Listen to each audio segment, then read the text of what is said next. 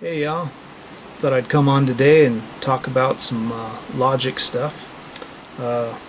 Help you understand a little bit about where religion is coming from, and also where the feminist mindset is coming from, and maybe help you use a little bit of your brain to figure some things out.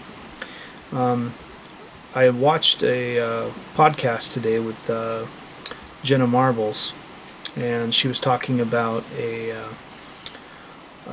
something I'd never heard about before, a little island called Oak Island, and about some tunnel that was buried, apparently had treasure.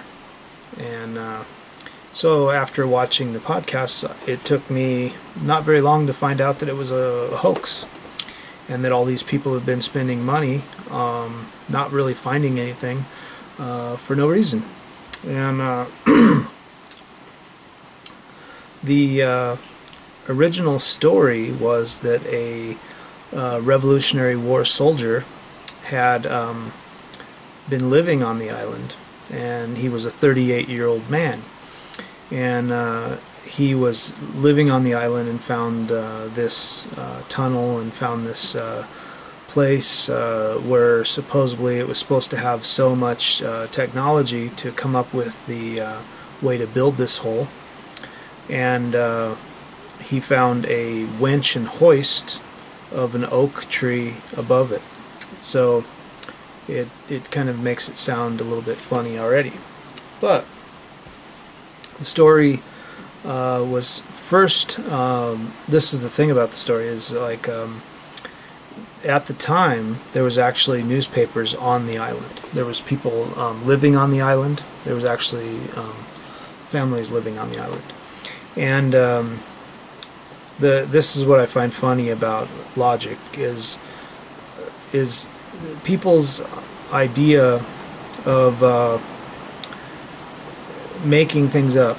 It's part of the reason why religious people will always point to the theory of evolution and that word theory, because there's so many silly people that come up with these silly theories that it's not even a theory, it's a speculation. They're speculating what they think. And usually what I hate about speculation is it has no basis in reality. They're just pulling shit out of their ass and just thinking up stories of things they think might be true. And I hate shit like that. That shit annoys the fuck out of me, you know. And this story is the same way. Like I say, there was actually people living on the island, and nobody would have been able to not see so much work going on to build these holes. The first time this was actually reported was in the 1860s. And the story was reported as 3 boys rowing to the island and finding this place. Now, the History Channel did a study on it, and when the History Channel, which is why I don't like Discovery, back in the 80s, the Discovery Channel was fucking awesome. They had all these really cool stories and all these really cool things that you could watch, and, you know, all this stuff. And now they got this stupid bullshit, ancient aliens and all this stuff on, and it's mostly just made up bullshit. You would think it would be very easy for them to check the facts, because all it took for me to find the facts is, after watching that, I got on the internet and I watched a video about it, and then I watched another video about it, and both stories were contradictory. Everything that they were saying was contradicting themselves. And then I watched another video, and that contradicted the other two. So we got 3 different stories being told about the same thing, so obviously something's wrong.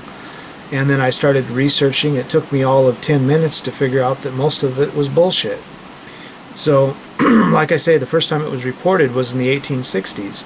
Apparently it was from 1795 is when they were supposed to have found the hole. Now, when they found the hole, apparently there was supposed to be oak and all these things, but and they dug down 30 feet and found a rock that had all this markings on it and all these things. And the last time it was seen was apparently in the late 1800s or 1900s. It was in England somewhere in a leather place and being used for leather, and nobody knows where it is now. You know, sounds like another story around the same time of some guy that found these tablets in his backyard up in New York State somewhere, and they were made out of gold, you know, and he translated these ancient writings, and somehow they got lost. They're nowhere to be found again. And the guy that came up with this, it's unbelievable, but he was actually a con artist and was actually convicted of being a con artist. Yet there's people that actually believe that what he translated from these golden tablets is real. They're called Mormons. So, same thing happened here. Some tablet was found with ancient writings, and they took them to the Smithsonian or something, and somebody translated them.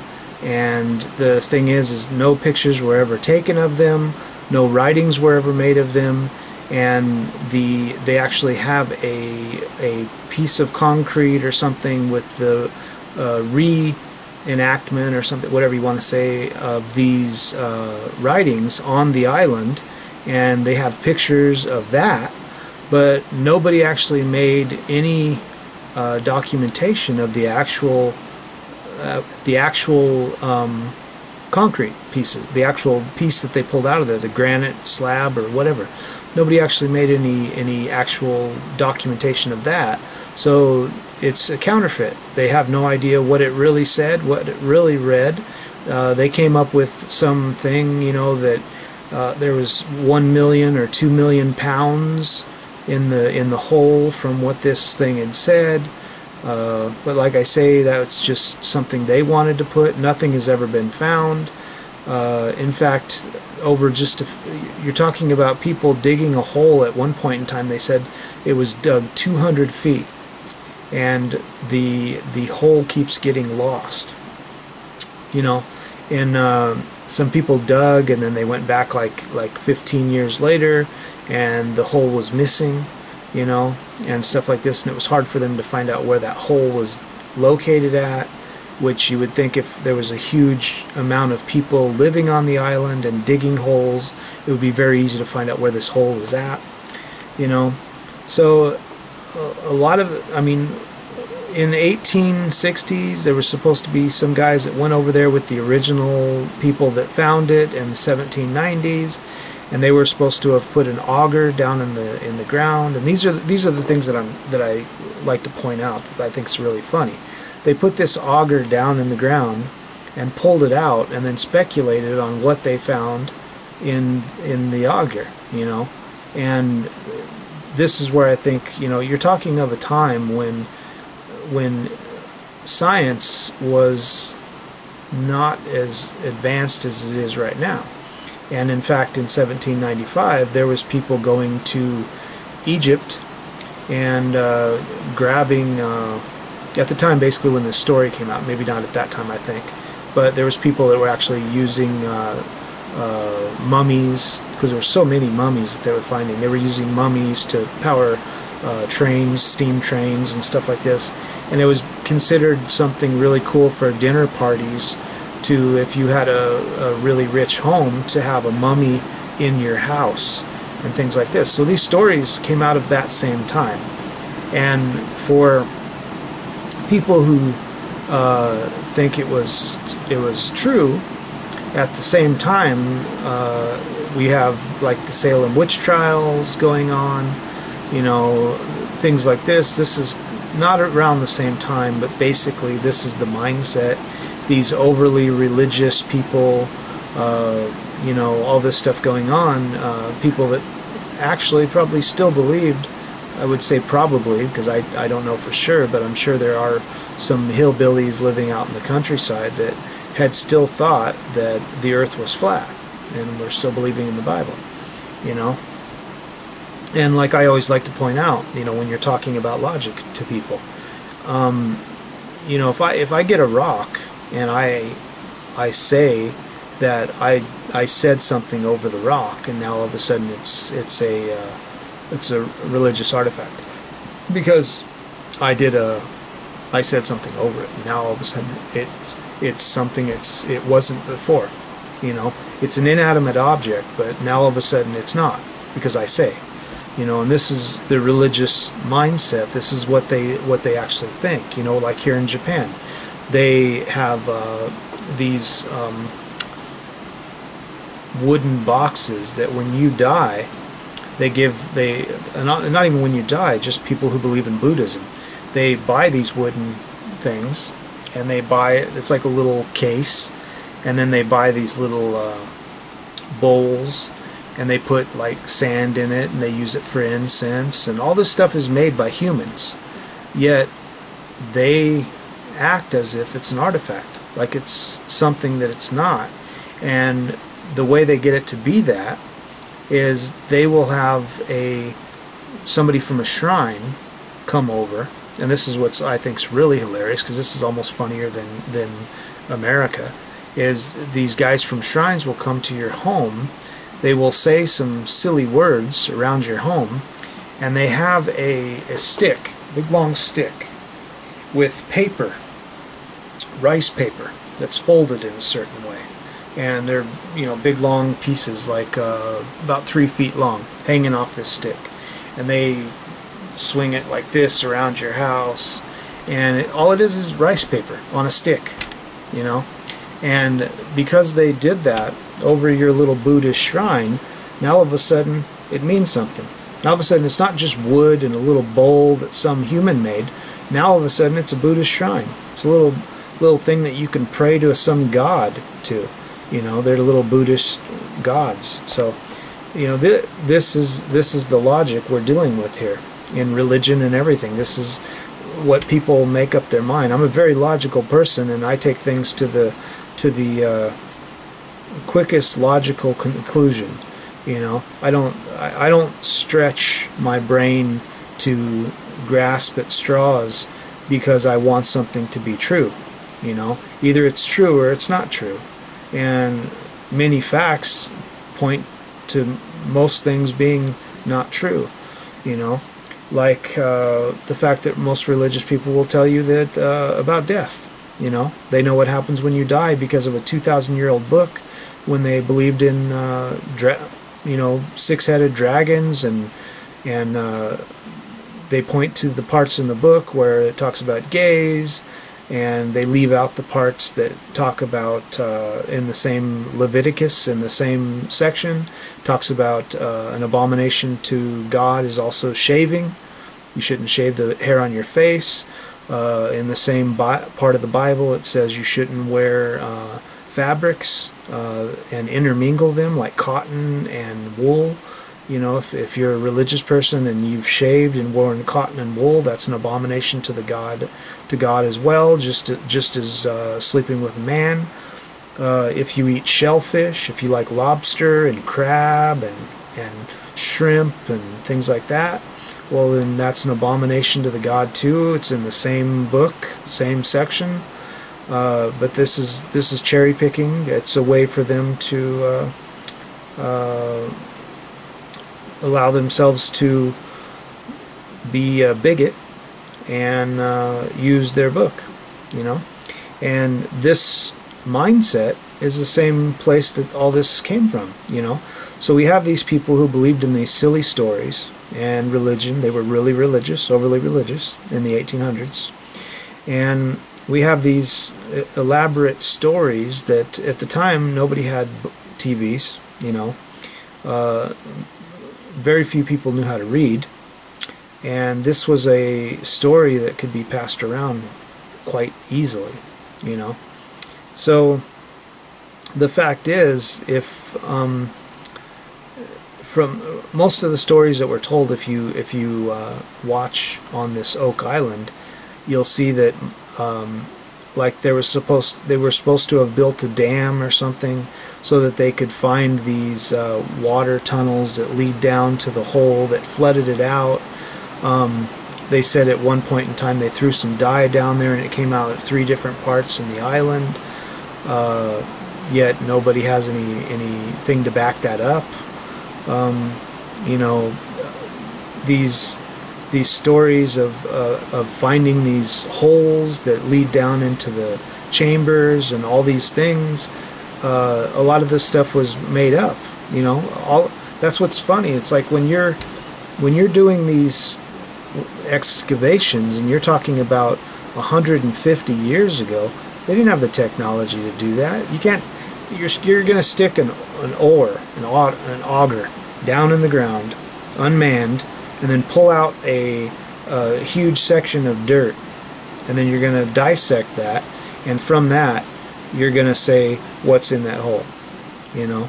And that's basically what they've done. They've basically speculated on what that auger found in that hole, and from that you're supposed to believe what they've said.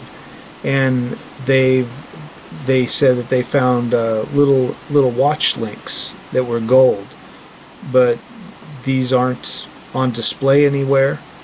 They found some parchment paper, you know, and nobody knows where these are at, you know. So all this stuff that is very easy for people to find out. I mean, the problem with most humans is they don't want to look at the facts. They want something to believe in. They want something to think that it's true. They can't just live their life and be free. This is the thing I hate about religion, and I hate about most things like this, is it's humans, for some reason, I don't know why, but it's been this way for many, many years. Humans love to be a slave. They can't just live and be free. They always need somebody to be a slave to, you know, like in England, you know, they have the Queen. In America, they have the president and the government and the police. You know, they always have somebody that they have to answer to, and they're not happy unless that's the case. And they're so astonished now. And this is the thing. It's only been for like the last 115 years. You know, when you go back to like 1870, this wasn't the case. You could go anywhere in the world and just kind of live and be free, and not have governments telling you what to do, when to do, and where to do it. So this is a recent occurrence, and that's why it's very unnatural for humans to have this mindset of allowing people to tell you what to do, when to do, how to do it, where to do it, you know. But, you know, I just thought I'd come on and talk to this. I don't want this to be a really long video, but I just urge people, when they hear these kind of stories, to do research, to not just take everything at face value. Everybody's got the wiki links and all this stuff. I don't know what's going on with. It seems like with more technology and more easily having access to facts and multiple sources, because that's what you should be doing. If you take one person's idea and you say, well, this is true, you know, because this one source said it's true, and you don't fan out and find 35 different sources that say the same thing, and then you say, okay, well, then it must be true. People, I don't understand these people like this, you know, that look at these stories and don't try to find things that back up that story, you know. So when we're talking about, you know, this Oak Island, it's not even hard to find the facts. And then there's these people that go out to this island and spend millions and millions and millions of dollars digging a hole, and they're going off of some bullshit that's no more credible than the Bible, you know. And to date, they haven't found anything, you know. And you're talking about over 200 years. You know, you're talking about 220 years since 1795, when the first guy, who was 38, that all the stories say was a little boy, you know, said he found. You know, even looking at that, supposedly they went back in the 1840s, I believe, and in 1795, when he found this, he was 38. So that would have made him in his 80s, I think. And you're talking about in the 80s, in 1840, you're going to get on a boat and you're going to go to this island, and you're going to dig. And when you're in your 80s, you know. So I mean, just everything about the story sounds completely bullshit.